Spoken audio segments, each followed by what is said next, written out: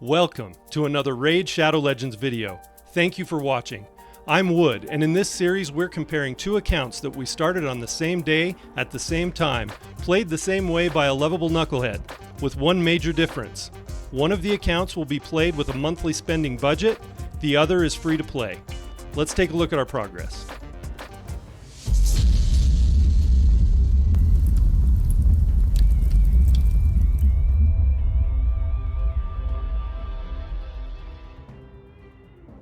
Hey, welcome in again. Thank you so much for joining me today, and this has really been exciting. Completing our first week, so we are on day 8 today, and I'm gonna start opening up. I'm gonna see what the Adelan chase does here.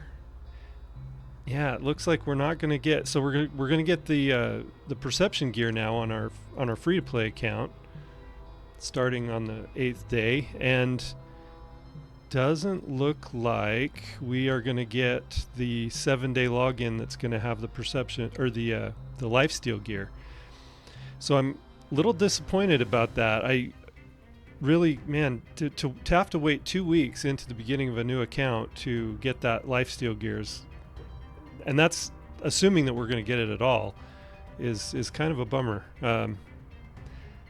But we'll just go ahead and claim all of our stuff that we do on our dailies normally. Check the market. Hey, ancient shard, that's nice. I never keep track of how many of the ancient shards. You get 5 in the market, and they just show up randomly. So you get 5 per month, and like I said, they show up at a random rate, and you never know when they're going to show, and so you always want to take advantage of those. So always keep at least 200,000. I'd say at least 600,000 silver in your inventory. You can see we've got 2 million here, which for a brand new account is fine. You want to have more than that though, if you can. Sometimes I'll check the rare gear, the rare 5-star, just to see what it is.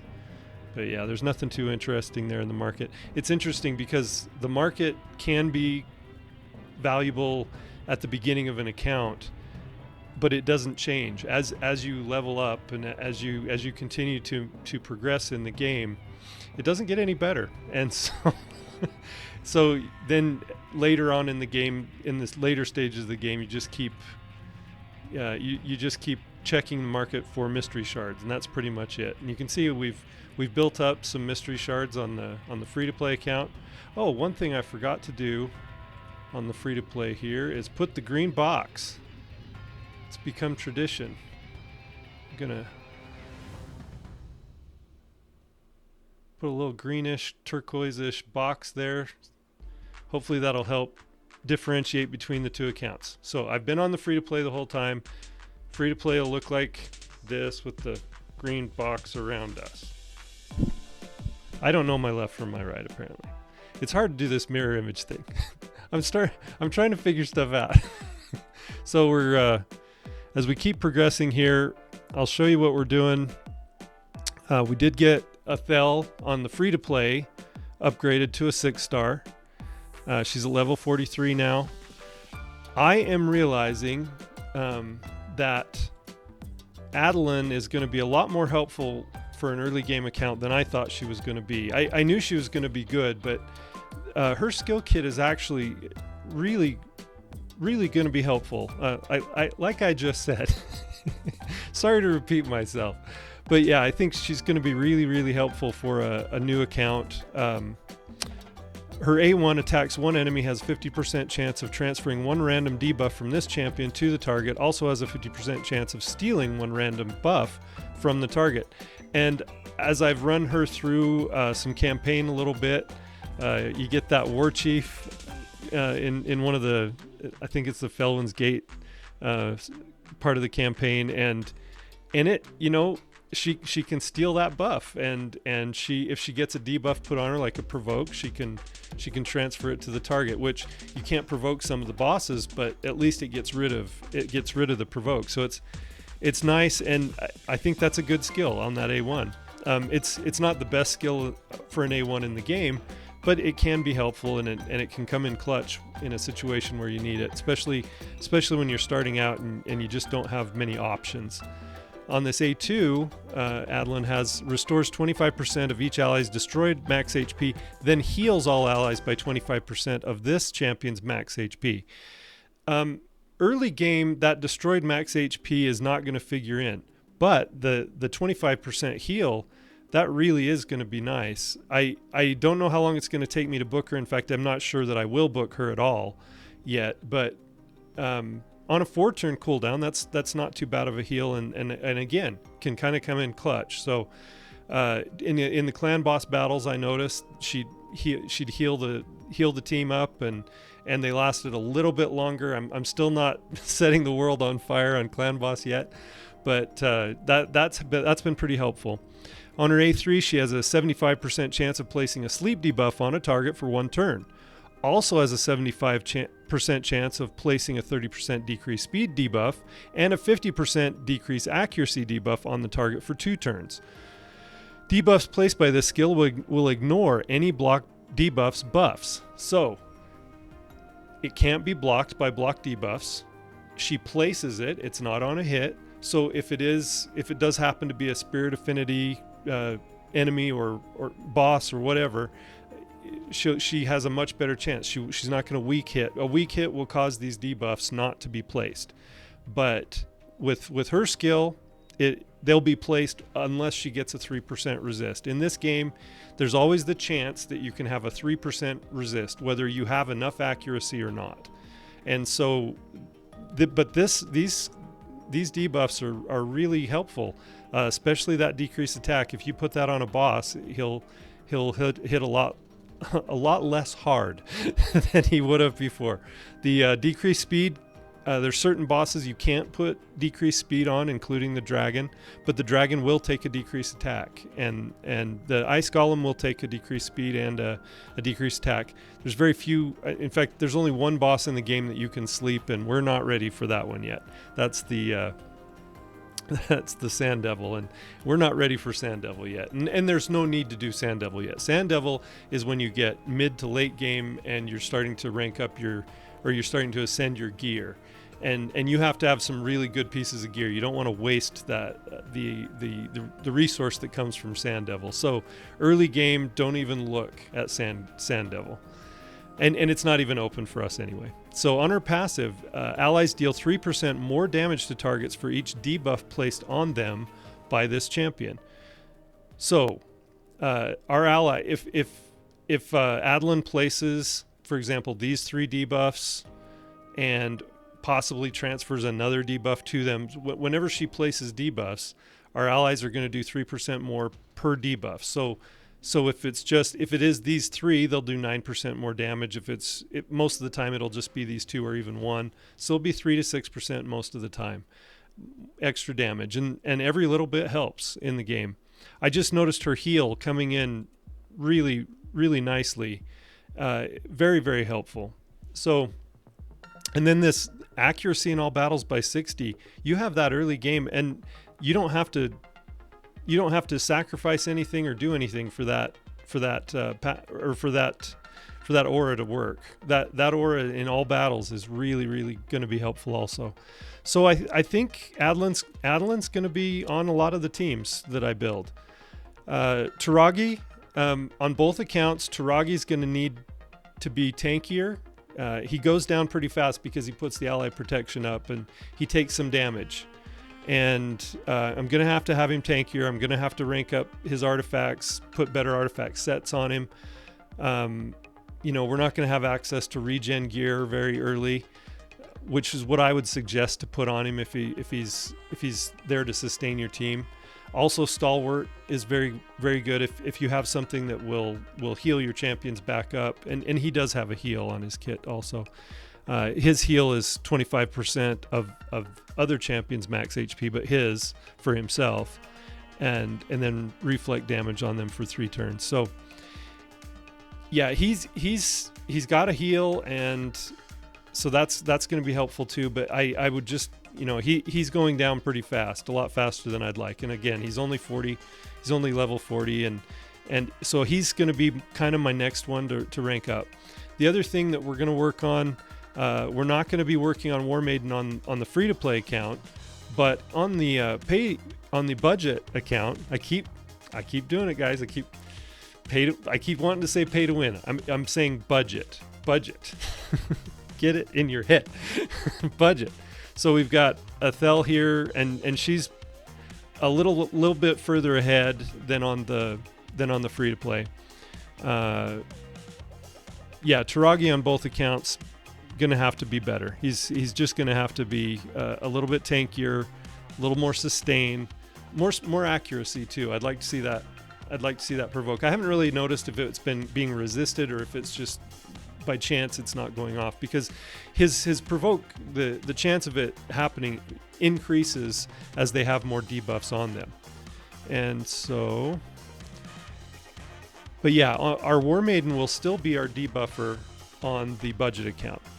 We don't have a better. I really like Zargala, but being an epic, she's going to be a little bit more expensive resource wise to build, and her decreased defense just isn't reliable enough. A 50% chance booked up to 75%, and then if you have sniper mastery on her, that goes up to 80. It's just not good enough. And she hits really hard, but I just don't think it's a good replacement when we need an AoE decreased defense. And so I'm going to stick with War Maiden on the budget account, but on the free to play, we are going to go with Stag Knight as our debuffer.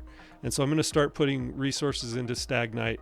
Also, Padma is going to be a crucial part of a lot of the teams that we build on the free to play as well. Like I said, I said it in the video that I posted yesterday. I'm really noticing a difference now between the two accounts as far as how much experience the champions are getting the food champions are getting as I'm leveling them up. You can see on the budget account here, you can see that I've got some chicken. I've got 3 4-star chickens made, and I'm on my way to making some more food to rank up Taragi. I think Taragi needs to be level 50, and I just don't have any accessories for him yet, so I haven't really worried about ascending a lot of my champions too far, because the 3-star ascension is helpful for skills, but the you ascend 5 stars to get a necklace put on them, and then 6 stars to get a banner. I don't have anything for Shadowkin at all. I don't have rings, necklaces, or banners for Taragi yet. So we'll be working on trying to get accessories, but I'm not going to be worried too much about ascending anything past 3 stars. You can see the pink star here. I've only got him ascended 1 star, and that was just to complete a mission or quest. So yeah, so we've got that going, and let's see, what was the other thing? Oh, also, yeah, that was the other thing. Going for Outlaw Monk on the Poisoner, I ran some clan boss, and you can see he's just a 3-star right now. Don't have any of his gear really leveled up, but he did more damage than anyone else just because he places poisons. I don't even have his skills booked here, and he doesn't take very many books. He's not going to take books actually. So with uncommons, anything with a green border, I never know who I'm talking to. If you're an experienced player and I start telling you something that you've already heard a million times and that you already know, just please bear with me. There may be people watching who don't have your experience and don't know some of these really elementary things, and I'm never sure what things I should describe or talk about.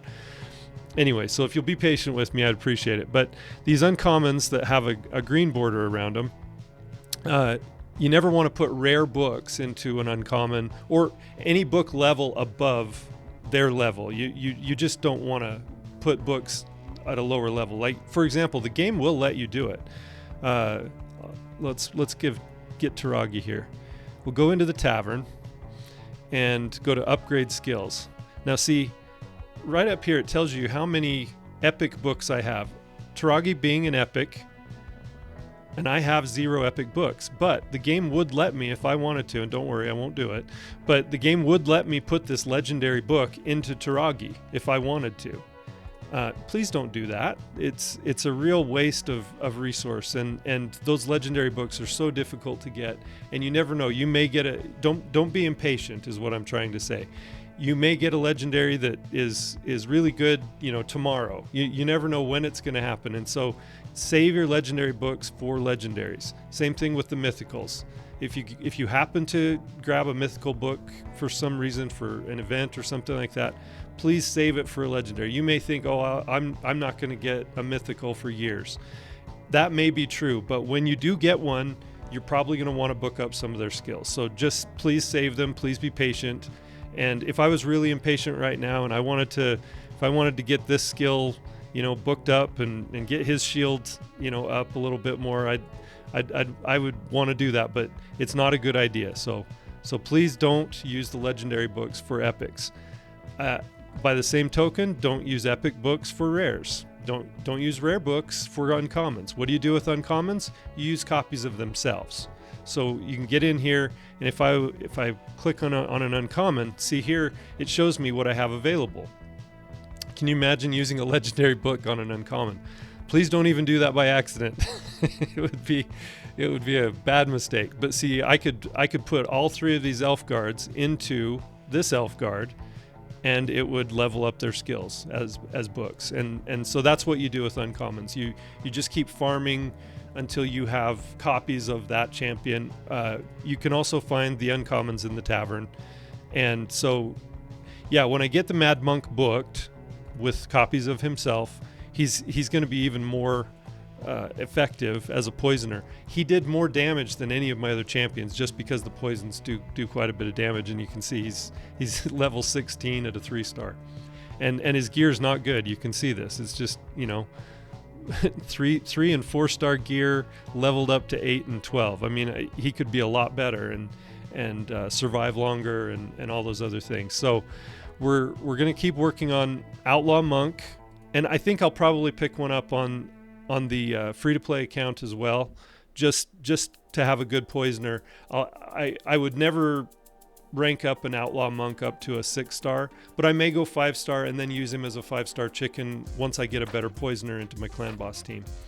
The nice thing about champions like Outlaw Monk that place poisons and things like that, you can use them at level 50 at 5 stars, and they'll be perfectly adequate for that job until you have somebody better. And then you can use them as a 5-star chicken, and they're not precious because you keep getting copies of them. They're relatively cheap to build, although any champion in this game, it takes resources and a lot of resources to do that. So I'll go in here to Arena. We're at Silver 3 in Arena on the budget account. I think we're at Silver 3 also on the free. Yeah, we are. And show you a couple of fights. I was able to get my War Maiden a little bit faster than my Ethel. That's one of the things that you struggle with is getting your debuffers faster than your nukers, so that you can, and I've got a lot more team power. Team power does matter a little bit, but sometimes team composition overcomes team power. In this case, it's just going to be team power. This miscreated monster is in the lead. So whoever's here in this first position is in the lead. The miscreated monster here with this aura, you can read his aura skill up here. Whoever's in their lead, you can read what their aura skill gives them up here in this box up here. It says increases ally HP in arena battles by 33%. So he has an arena only aura. Kale has an HP aura also. You can see it's the same icon up in the corner of his avatar. And he also has his is in all battles. Like my Ethel, if I put her there, it's HP in all battles by 15%. But you can see that miscreated monster, his aura is better in arena battles, but it doesn't do anything for you anywhere else. I'm choosing my Adeline in my lead to give me this accuracy of 60 because I want Taragi to be able to land those poisons on the off chance that some of their champions might have some resistance. So you build up resistance to resist some of the effects that and debuffs that another team might be able to put on you. I doubt this team has any resistance. They probably don't, because their team power is so low. If their resistance is high, team power a lot of times goes on crit rate and resistance. And if they have a lot of crit rate on their champions and a lot of resistance, they're going to have higher team power. That's just kind of one of the quirks of the game, that I think resistance is overly represented in the team power, the way they calculate it. But so you can kind of look at team power to tell, and then you can look at level. You can look at the level of the player who has the team. He's at level 29. I'm at level 36, I think I'm at. So obviously this one's probably going to be a win. And I'm just going to start it on auto. I'm not going to... But I did get my War Maiden a little bit faster than my Ethel so that she can place or hit and place the decreased defense. And then my Ethel is not a smart AI. I'll show you why. She just goes right into her AoE skill. Now, if she had buffed herself before that... Oh, and see, Miscreated Monster here, he's frozen because he hit Taragi. Taragi's in a frost set. And so now he's frozen. He's going to miss his next turn. So we all get free shots at him while he wastes a turn, and then he's dead, and then we move on. So Ethel, her AI is kind of stupid because she has a skill. I'm going to go for this one. A little bit closer on our team power, but not close enough. See, they've got two legendaries on this team. They got a Bad El Khazar, and Bad El Khazar is a very good cleanser, and he also does poisons on the enemy team. Jizo, or Jizo, I think they called him Yizo or something. In the Call of the Arbiter educated me on how to pronounce some of the names.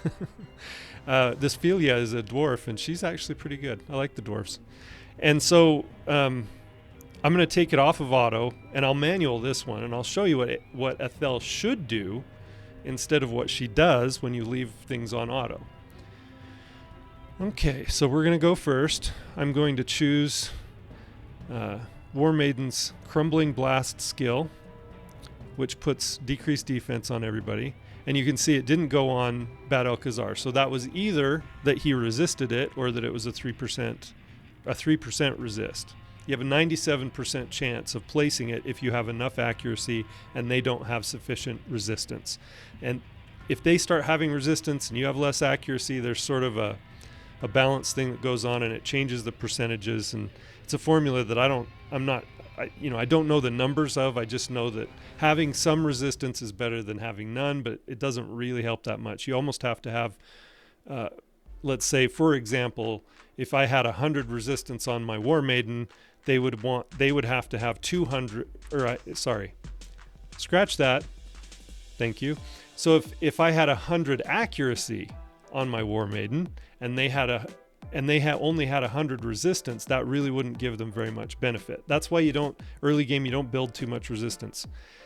If that Bad El Khazar has 200 resistance as opposed to my 100 accuracy, then he has a much greater chance of resisting. The chance goes down, it kind of falls off a cliff as you go down below that. But 100 more resistance is usually required to reliably resist the effects that a champion's trying to put on you. All right, so that being sorry, I'm getting into the numbers a little bit, and I'm kind of a nerd for it, and so I hope you'll bear with me. So Ethel, on this last battle, War Maiden did her A3, which is what she should do, and she does with her AI. But I've noticed that Ethel, a lot of times, she will just go right into this A2, attacks all enemies, has an extra 15% chance of inflicting a critical hit. I kind of have her overbuilt on crit rate if I'm just depending on that.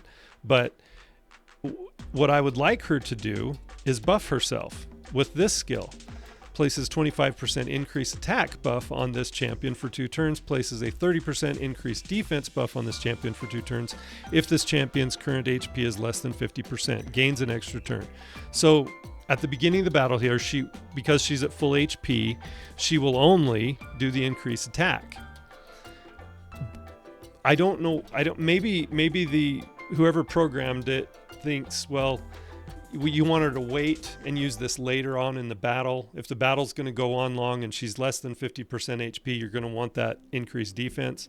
But I want her to use it at the beginning of the battle and just nuke everybody down. And I noticed that a lot of times on the teams that I'm facing, there's just a sliver of HP that they have left. And if she had this increased attack on auto, it would help. So I'm gonna click her. She's gonna put that increased attack on herself, and then she gets an extra turn. So she's gonna get it. She's gonna get this skill anyway, and then.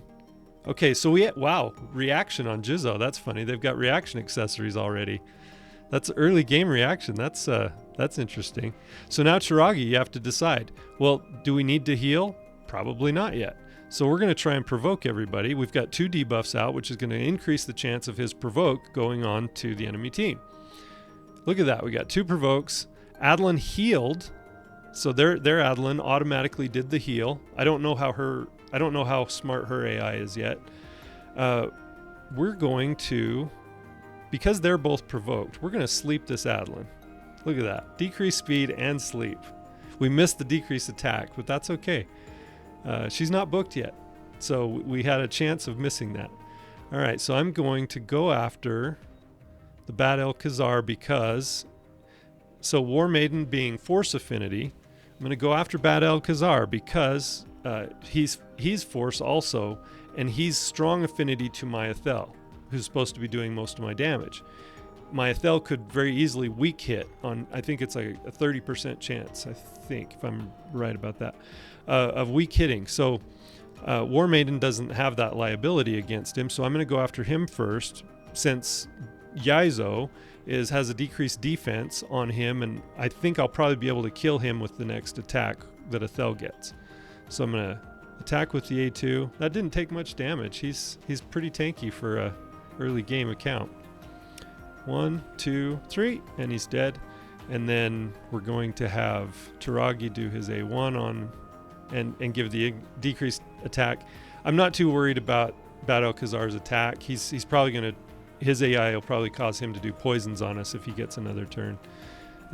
Just going to do an A1 on him. So I'm avoiding hitting Adeline because she has sleep on her.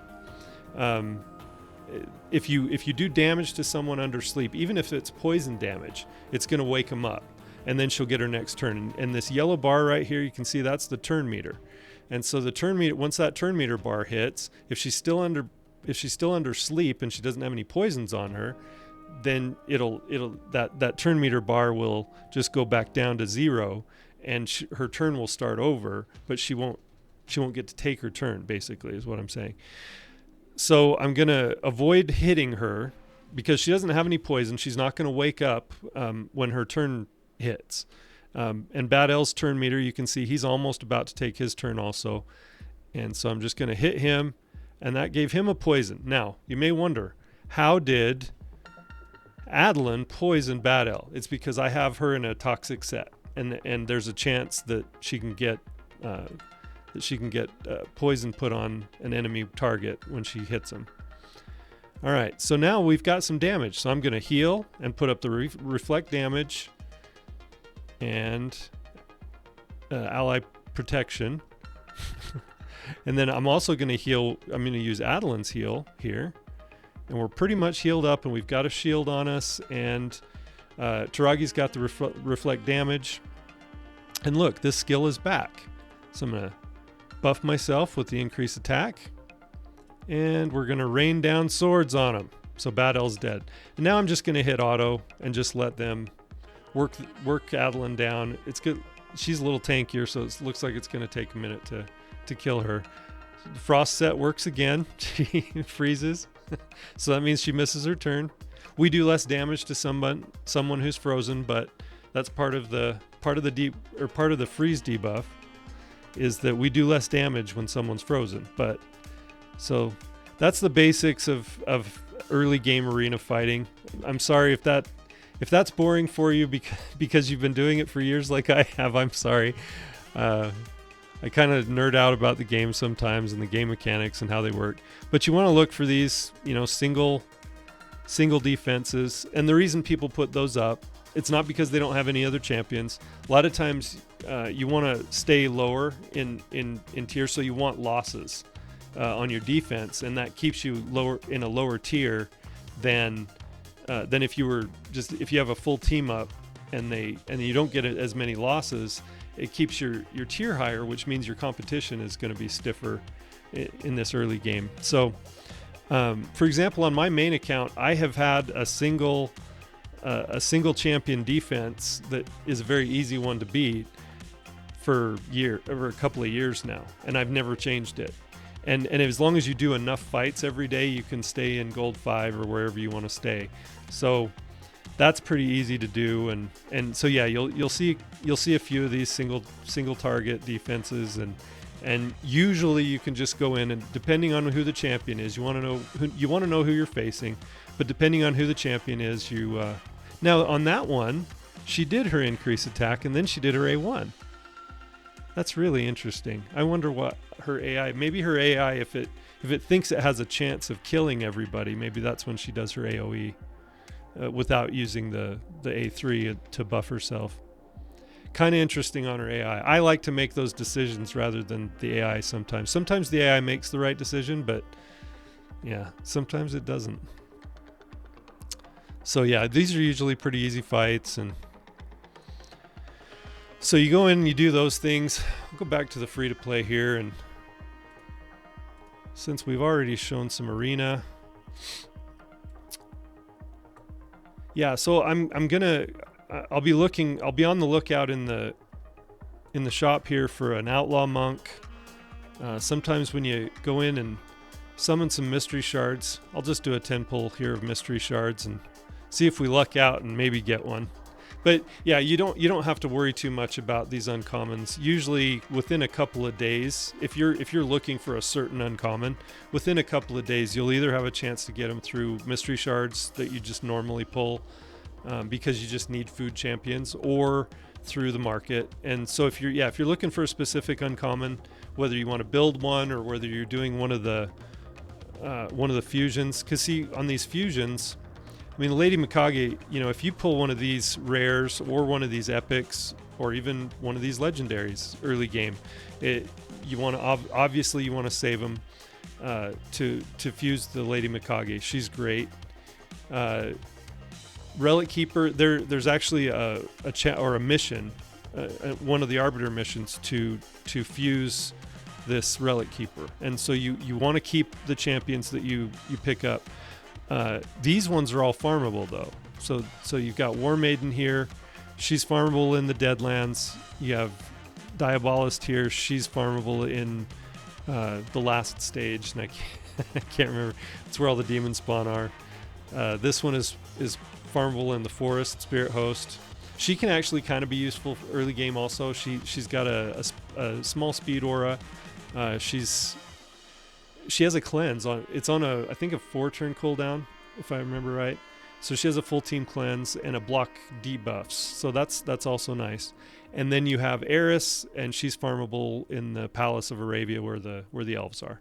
So these are all farmable. So you'll be able to fuse this Justiciar. He's one that you can pull from Void Shards, but if you don't get him, you can fuse him.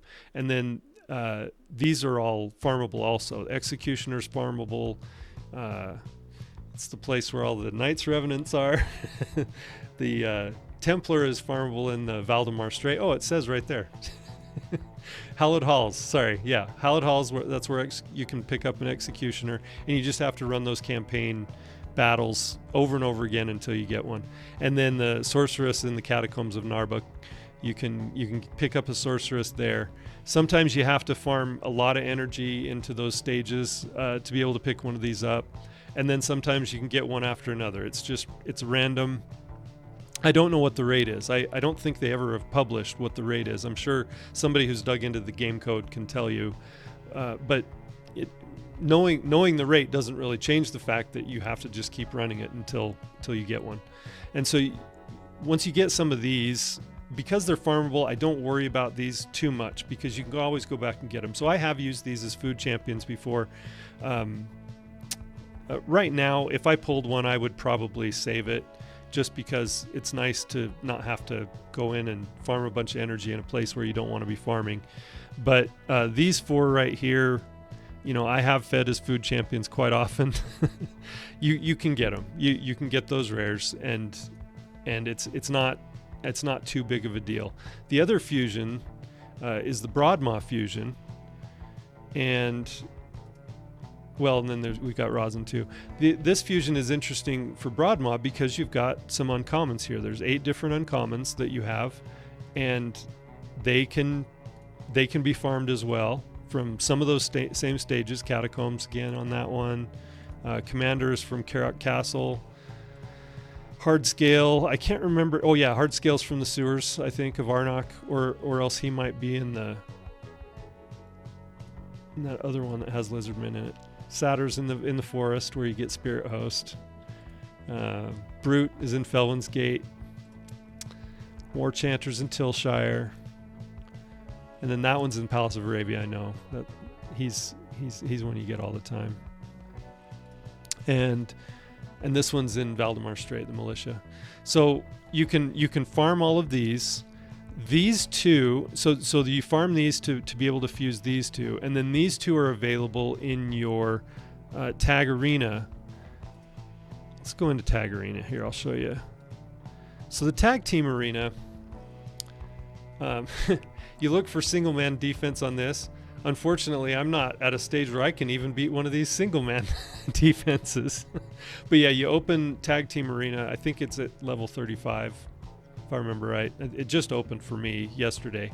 And in Tag Arena, you have this bazaar. And in the bazaar, there's these rewards that as you build up wins, you get these gold bars. And these gold bars are, here you can get fragments for these two Void Champions that you can use to fuse Broadmaw. Once you buy 100 of these fragments for each of these, this one goes away. You can only do this once from the bazaar. So I don't know. There's certain reasons why you may or may not want to fuse Broadmaw right away or save these. I just usually do it when an event is up that's going to benefit me for fusing one of the champions. And you'll know, kind of as you start playing, you'll know when those events are. And doing your Tag Team Arena is really, you see, I've only got 12 bars here, but you want to buy these fragments for Drexthar as soon as you can. I waited with my main account. When I started playing the game, I didn't think I was going to keep playing. And so I started and I didn't open my gen mine. I didn't do a lot of the things that you should do early game because I thought, well, this isn't going to benefit me for another few months. And so why should I do it? If I'm just going to be playing for a little while and then I'm probably going to move on to another game, which is what I normally do. But with this game, it has held my attention, and I've been playing for 3.5 years now, and I waited way too long to start buying fragments for Drexthar. But he can be really good for you, or if you get him soon enough. And so I got him, and takes you 90, or takes you over 3 months to get him because you can only get this once a day, and you can't build up these bars and wait and then pick up all the fragments. It makes you do one per day. So once you pick one up, it sets a 24-hour clock on you, and then the next day, if you've got enough gold bars, you can pick him up again. So, and then it locks you out of the silver tier and gold tier until you get to those tiers, and then it unlocks the rewards that are available in those. And early game, this can be very difficult to build up gold bars. It really, because you've got to have a lot of champions to build 3 teams. You have to have 12 pretty decent champions built that work in arena. Sometimes you build up a champion and it's not really an arena champion. So early game, it can be very difficult to get wins here in Tag Arena. But hopefully, if people are active, they'll set a one-man defense that's easy to beat. These 3 guys, this must be somebody who quit the game a while ago, because they've probably degraded down to this bronze 1 tier, and they've left what they think at the time might have been an easy defense. For me right now, early game, it's not an easy defense to beat. So anyway, so that's Tag Arena. We got that open. we're just making as much progress as we can. Looks like I picked up somebody new. Let's see who it is. Oh, it's a ritualist. Yeah, eventually, like I said, I started a week ago and I've picked up all the uncommons except for these two. For whatever reason, they've been stubborn. But I'm sure I've probably seen them in the tavern or the market, and just didn't pick them up. So here's the Bannerlords. There's a Stalwart. I just like to get rid of the red dots. It's satisfying. So you can see I've still got 3 left to pick up on the uncommon Bannerlords. Look at that Stag Knight. So awesome. Having an early game Stag Knight. What a boon. So that's what I've got going on for today. Oh, Ancients. We have 2 times Ancient Shards this weekend. So little over from the time I'm recording, a day and a half from now, we'll have 2 times Ancients. And that'll be the beginning also of the Wixwell fusion. And I had been thinking, a couple of days ago I mentioned that I was thinking about doing it or trying to do it on these 2 accounts. I just don't think I'm going to be ready to do most of the events, especially the shard events. I really don't think I'm going to be ready to do those. And so I'm going to skip that and not even pay any attention to it, because you could, if you tried to do that, you would spend a bunch of resources, and then trying and then failing is way worse than just skipping it altogether. And so it would seem like an easy decision to just pull my Ancient Shards on a 2 times weekend, where it gives you a double chance to pull epics and legendaries, and picking up a few good epics would be helpful, down the road. On this account, though, I've got some pretty good epics to build, and it might be a while before I even want to start building something else. Although if I was to pick up some really lucky, but see, that's the thing, is you're always gambling in this game. You're always taking a chance on, if I don't do this now, maybe this will happen in the future, or maybe this could have happened, or something like that. And so being disciplined is usually better than what I normally do. No, sometimes I'm pretty disciplined.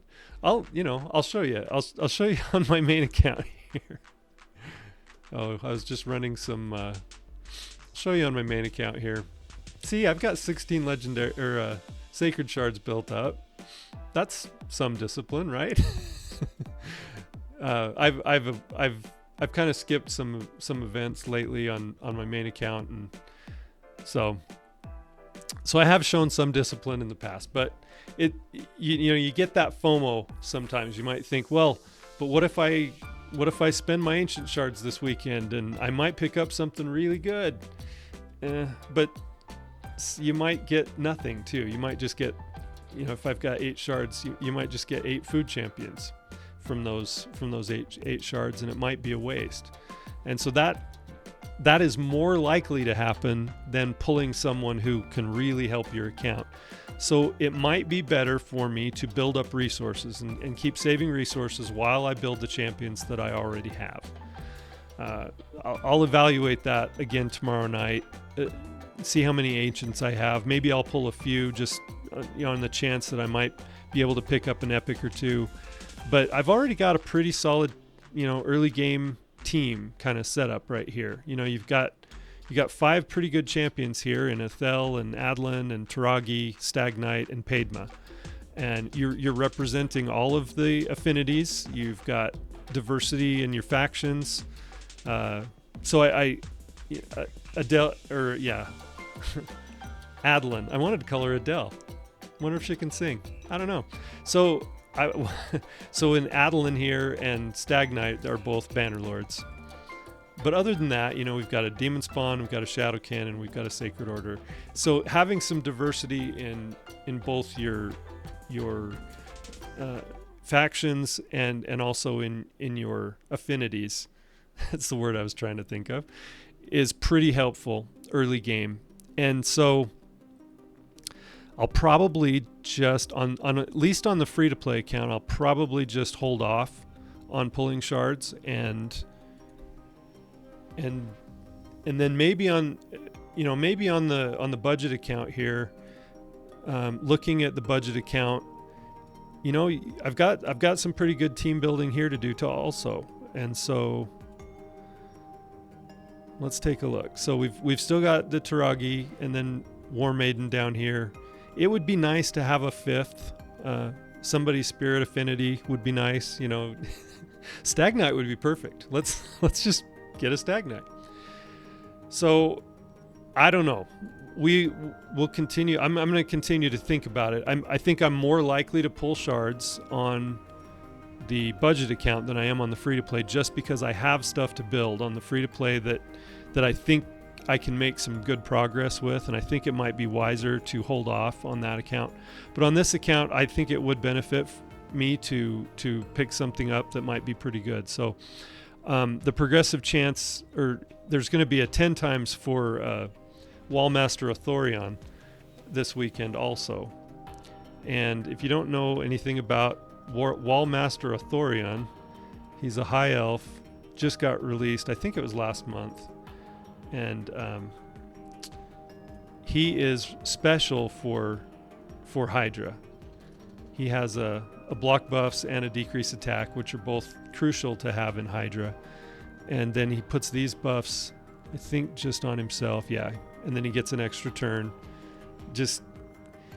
And he has a special passive that applies especially to Hydra. So yeah, he's a good champion.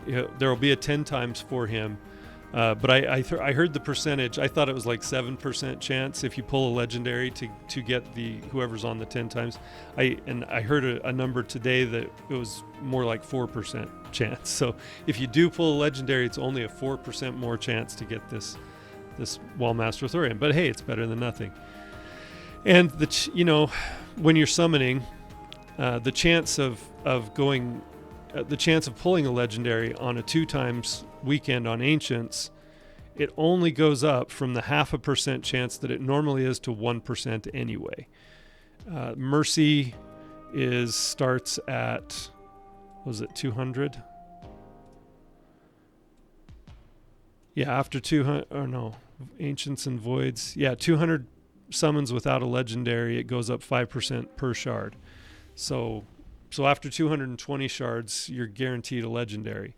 But there's no guarantee that legendary is going to be somebody you want to build either. So I think that caution is the better part of valor here, and so I think on the free to play we're gonna hold off. On the budget, we'll probably pull a few shards. We'll see what we have by that time, by a day and a half from now. Oh, I don't want to pull that yet. Is it going to give... Oh, it just loaded it in there. All right, well, we're going into campaign then. Going to spend some energy. I think that's going to be it for me today. I hope you're doing well. Thank you for watching. If you have any questions, put them in the comments. This is a series where I'm trying to compare 2 different accounts where one has a budget and the other one is free to play. And I've spent $50 already on the budget account to purchase the raid card that gives you 20% more experience and 20% more silver for all your runs. And I'm noticing a difference. I think we'll be able to better evaluate after 6 months, which is what the raid card goes for. After 6 months of knowing whether or not that's a good value or not, and value depends on how you see it. Value's in the eye of the beholder. I'm just running these campaign stages to try and get the stars to collect some rewards, and eventually when my Athel is strong enough and I've got some better gear on her, which I would have liked to have some lifesteal, would have been nice, but looks like we're going to have to wait at least another week before we start collecting that lifesteal gear, and kind of that does stifle your progress just a bit. But everybody's in the same boat. If you're starting an account at this right now, we're all in it together. But I hope everything goes well for you. But like I said, if you have any questions or would like to see anything how it works, or with the differences between the two accounts or whatever. And if you heard me talking about when to summon shards, if I'm going to use shards for one account, why wouldn't I do it for the other? Doesn't that make the test the same? And what I'm trying to do is play the accounts to have fun, but also to be wise in the decision making that I'm making. And you may look at some of the decisions I've made and say, well, I don't think you've been too wise. And you may be right about that, but it was still me making both the decisions. So I think it's a fair test, and I'm just going to keep going. Most of the difference is going to come down to the luck that we have, the RNG that happens in the account, plus the advantages that some spending will have. And I think you'll see some real advantages over the next few months. I'm going to stick with this for a year, and we'll see how it goes. I'm excited about this. It's my first time doing any kind of project like this, and it's something that's been on my mind for a while. So hope you'll be able to stay with me. Hopefully, give me a like and a subscribe if you'd be so kind, and I really appreciate you. Thank you for tuning in, and we'll see you next time. Appreciate you.